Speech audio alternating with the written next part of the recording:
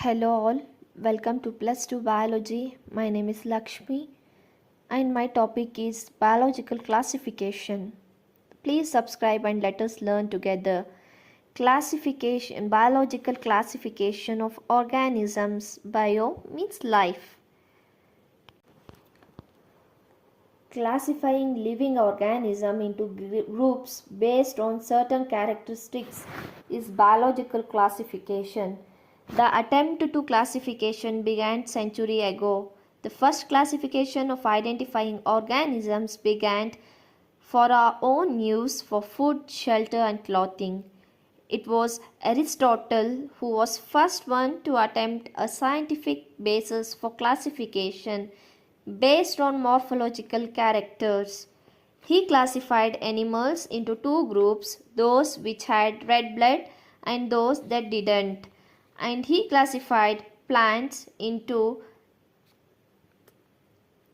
three groups like herbs, shrubs and trees. Herbs, he said herbs for small plants whose roots are soft, they have less branches like grass. Next, in shrubs, they are little bigger than the herbs. They have branches. And third one is trees. They are woody plants like mango tree and neem tree or some other flowering tree. In these they have more branches. Aristotle classification attempts plants and animals both have classified. Later, Carl Linnaeus came up with two systems of classification, kingdom Plantae and kingdom Animalia. Kingdom Plantae includes all plants and kingdom Animalia includes all animals. This classification system was reasonable for that time because it was easy to distinguish any. The two kingdom classification, in this two major limitations are there. First one, there was no specific distinction between organisms like between unicellular and multicellular. No classification was made. Why? Because in Plantae some organisms are unicellular and some are multicellular. Similarly, in Animalia some are unicellular and some are multicellular. Here unicellular means organism is formed by one cell, and multicellular in this the organism which are formed by more than one cell. Now what happened both in Animalia and Plantae? We have both unicellular and multicellular where we cannot find a distinction. Now speaking about distinction between prokaryotes and eukaryotes. Prokaryotes, these are the organisms where cell organs are not distinct. It means in lower classes, as we studied in cell chapter, we have many cell organelles like mitochondria, Golgi bodies and lysosomes. Coming to eukaryotes, these are the organisms which are separately distinct by cell organelles. It is called eukaryotes. Now speaking about photosynthetic and non-photosynthetic, even they do not have more distinction. In Animalia, some organisms are photosynthetic, and in Plantae also some organisms which are not photosynthetic. So even they do not have proper distribution.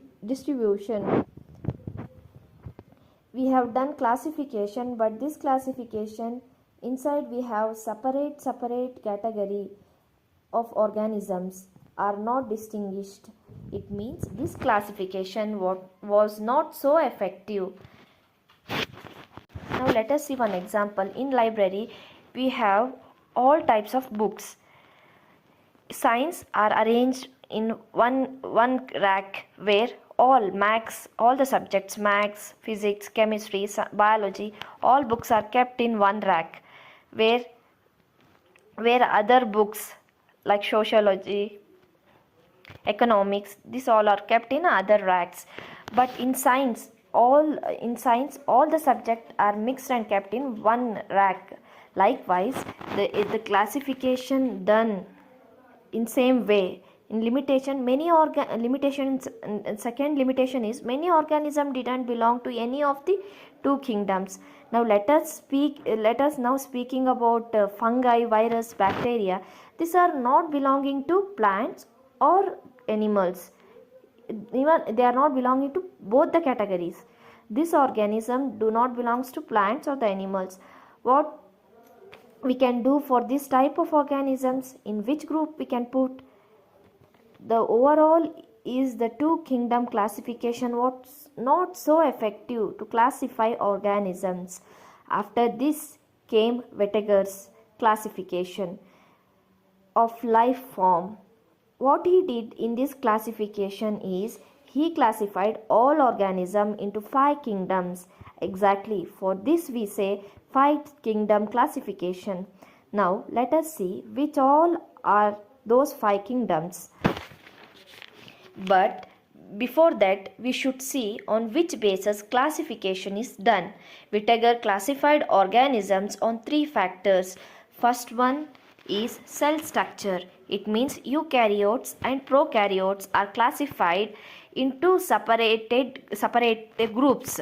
Means unicellular and multicellular. Likewise, eukaryotes and prokaryotes are classified into separate groups. Second factor, he considered body organization. It means in organism what kind of organization is. If it's simple organization, they are kept together. Whose body is little complex, he kept those in one group.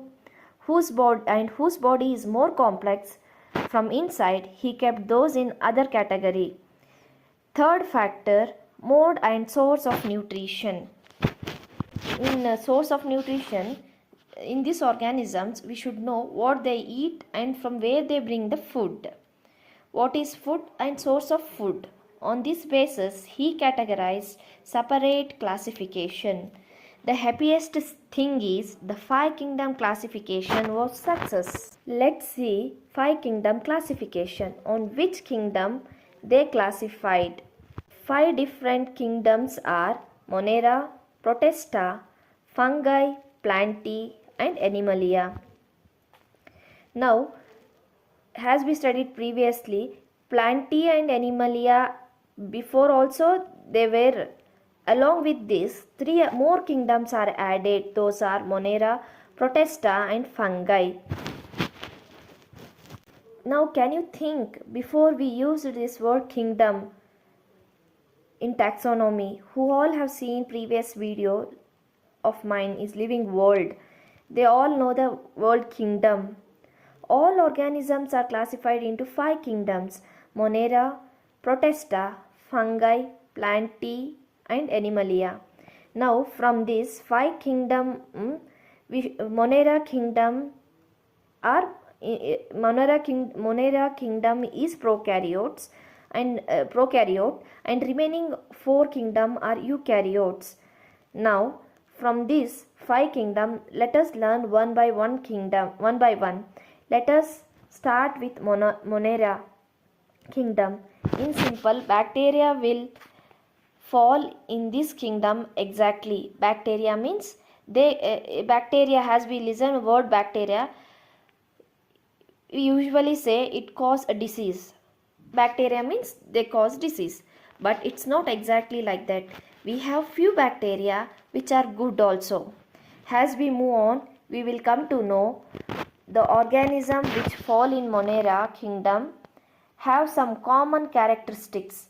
Bacteria are oldest life forms. Science even says that organisms from one to another with time they evolved slowly. Like this Monera kingdom organisms also, they are the oldest life forms, prokaryotes, and those organisms in which distinct cell organs are absent, and the unicellular, it means they are formed by only one cell.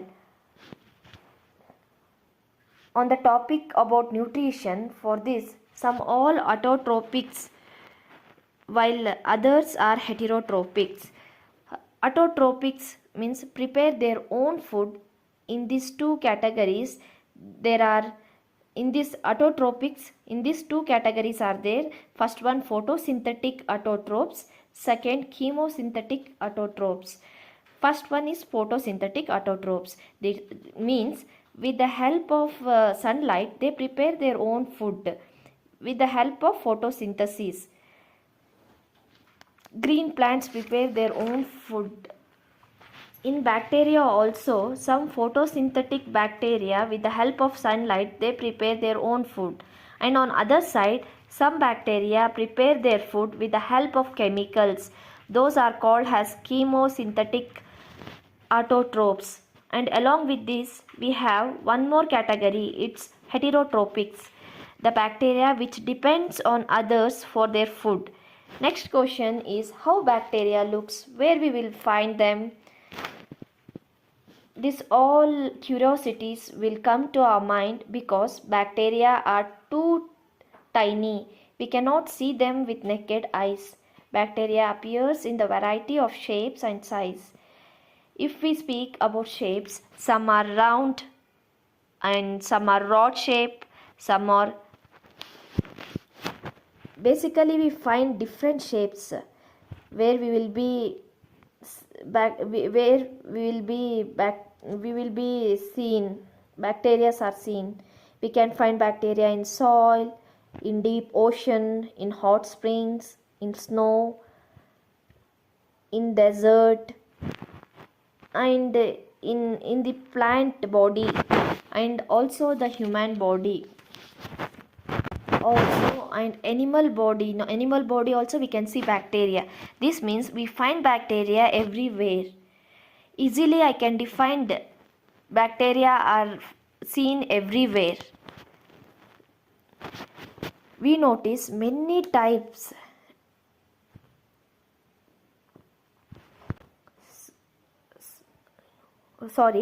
We notice many a time they are symbiotic, they show perform a symbiotic relationships. Symbiosis means a relationship of mutual benefits between two organisms.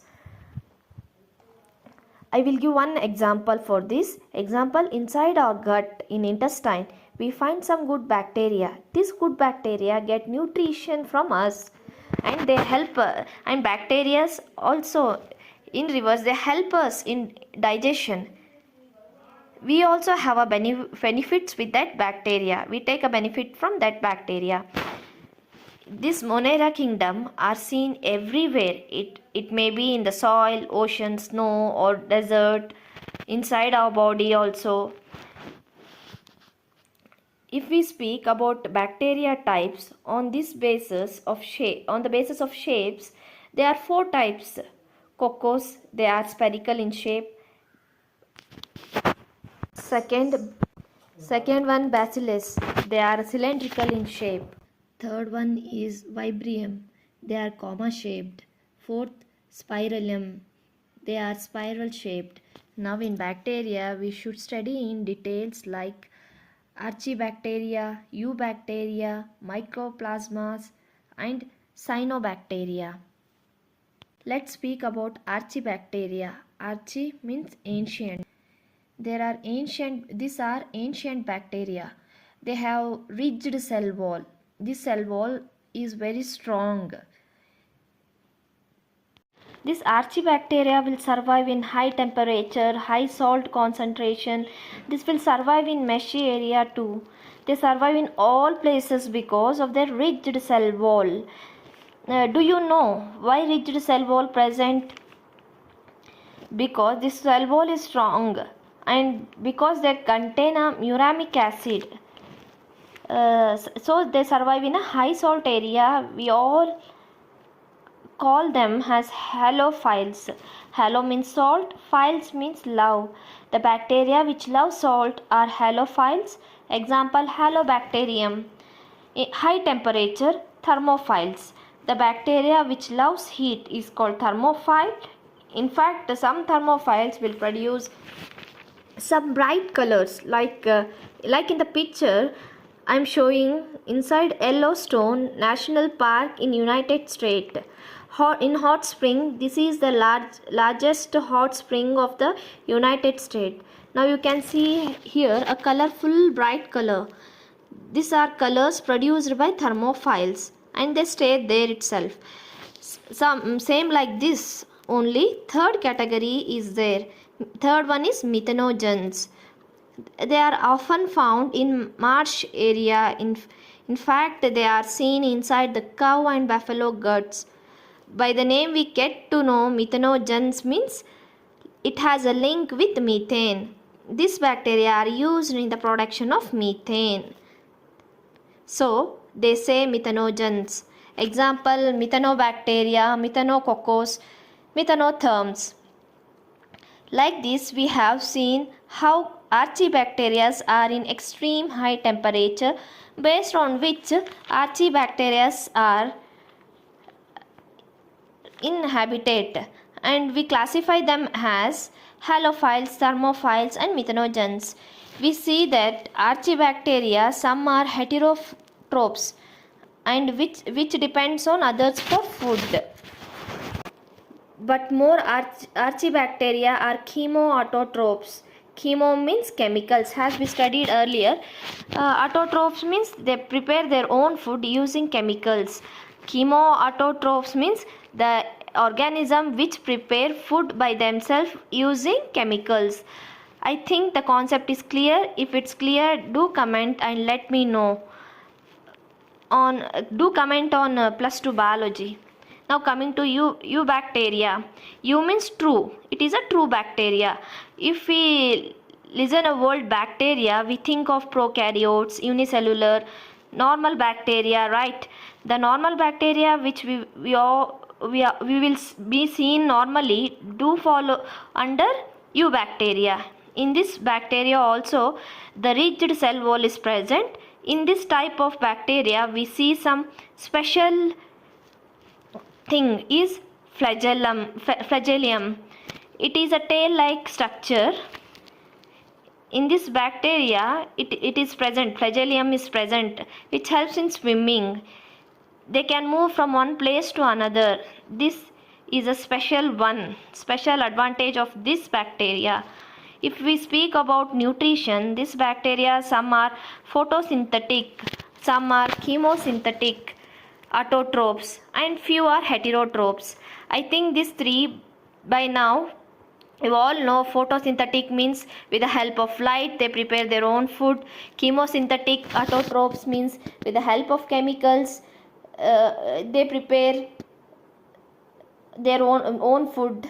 With these chemicals are those substances like sulfur, nitrogen. With the help of this they prepare their own food. Coming to third one, heterotrophs. They will not prepare food, but they will get food inside our body. The bacteria is present in moist area, in all variety of habitats we can see. If we speak about nutrition, it's photosynthetic autotrophs. They use chlorophyll pigment to prepare a food. Example, cyanobacteria. It's commonly called as blue-green algae. Cyanobacteria are basically example of eubacteria. They prepare their own food using light in the presence of chlorophyll. Now speaking about chemosynthetic autotrophs, they prepare their food with the help of chemicals. They are nitrite, nitrate and ammonia like substance to prepare food. Heterotrophs, they depends on others for food. How they depends on others? Saprophytes means they depends on dead and decayed matters, plants or animals. Parasites, they live inside other living organisms. They will derive food from them. Example, in our body, bacteria, they derive nutrition from our body, and all they are called as a parasites. Second is bacteria. Uses first one has saprophytes. What they do? Of course, heterotrophs, they feed on dead and decayed matter, hence they are called as a decomposer. They decompose on dead and decayed matter. They play very crucial role for our environment. Second use, they are used in many medicines and food like many antibiotics, curd. How we prepare curd? In this process, bacteria is used. How we prepare? We boil a milk for a medium heat. After that, we transfer it to a container and add a 1 tablespoon of a curd.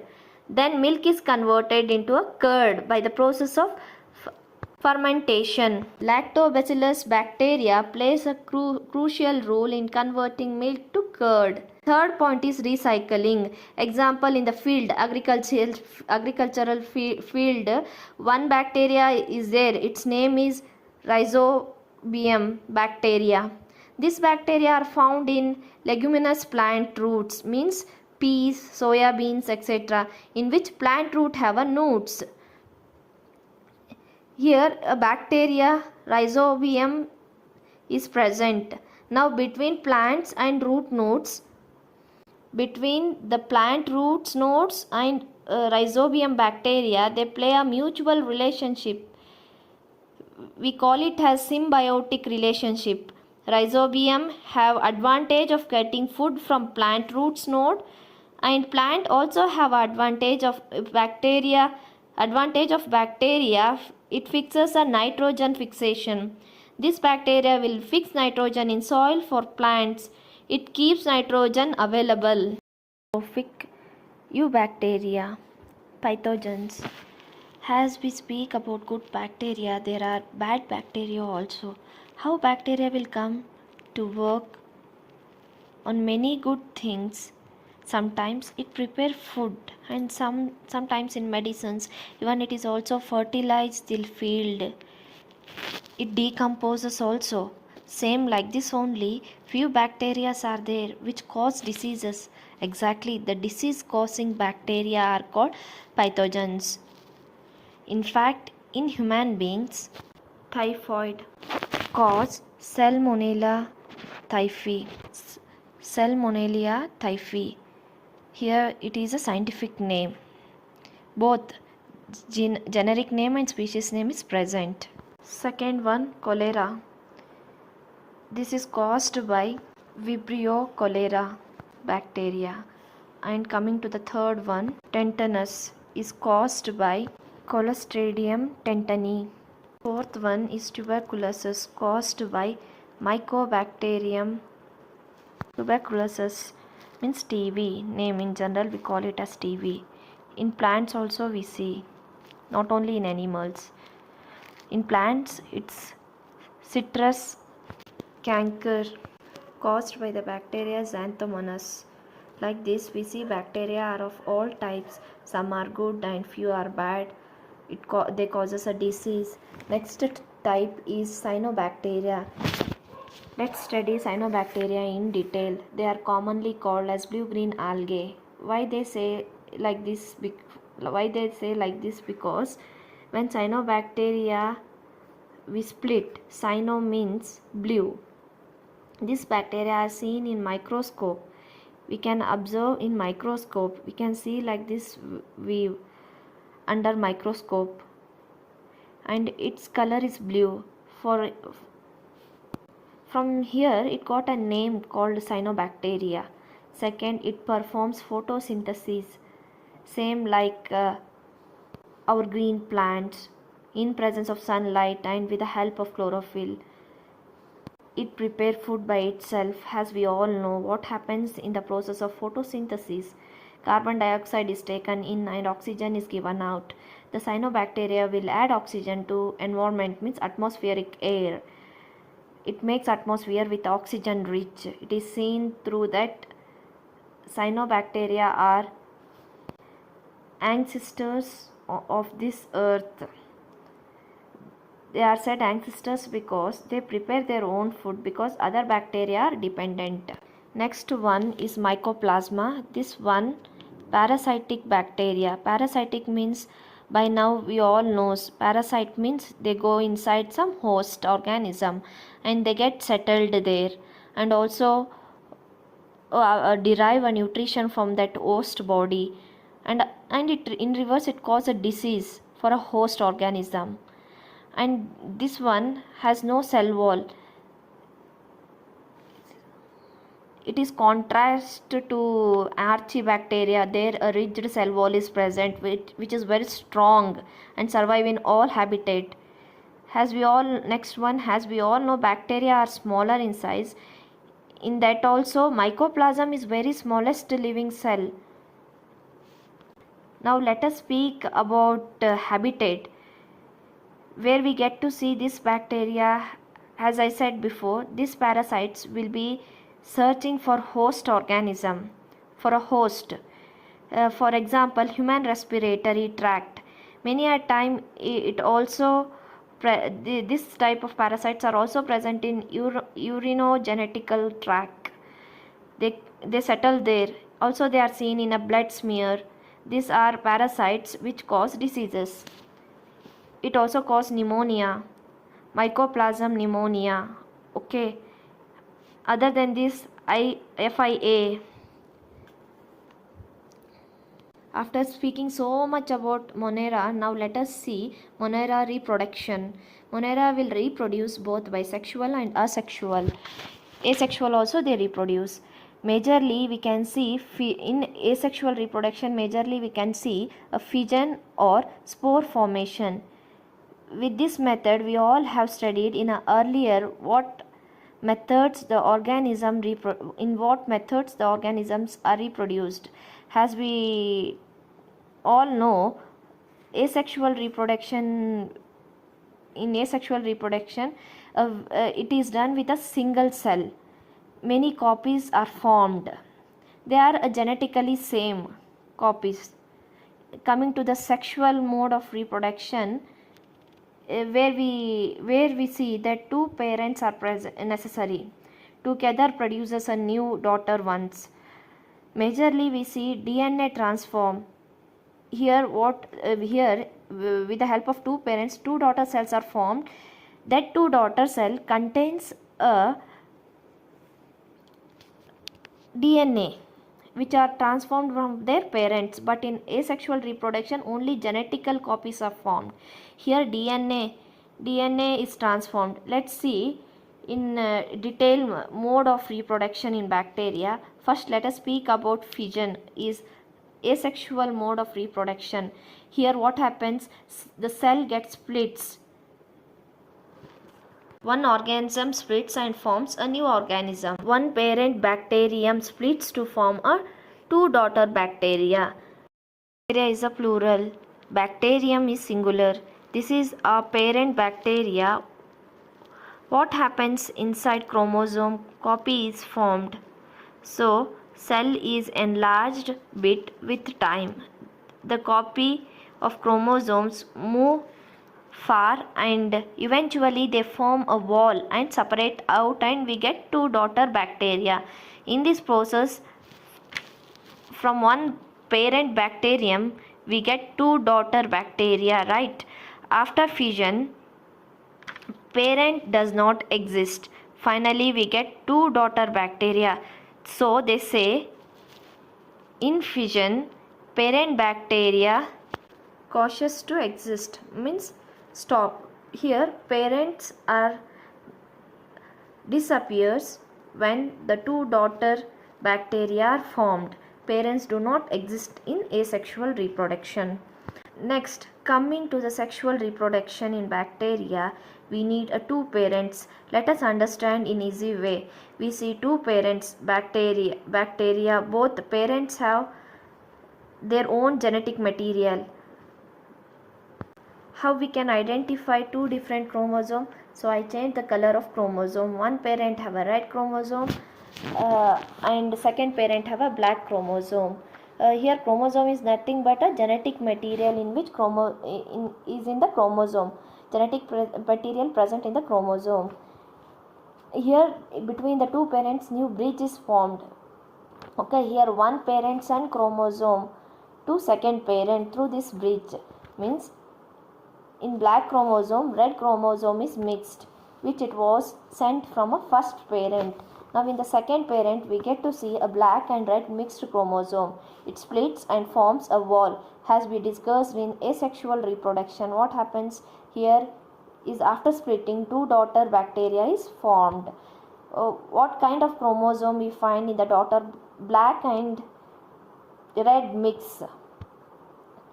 Virginal one parent red and second parent black, but got mixed of red and black in daughter chromosomes. As we discussed earlier, asexual, they will be genetically identical copies. It means what we get to see is genetically identical, and also we see, and in sexual reproduction what we get to see, it means what we get to see is here not identical, here not genetically identical, and also we see both the parent involvement. This process called conjugation. The Monera story gets. Thank you for watching. Please like, subscribe and share.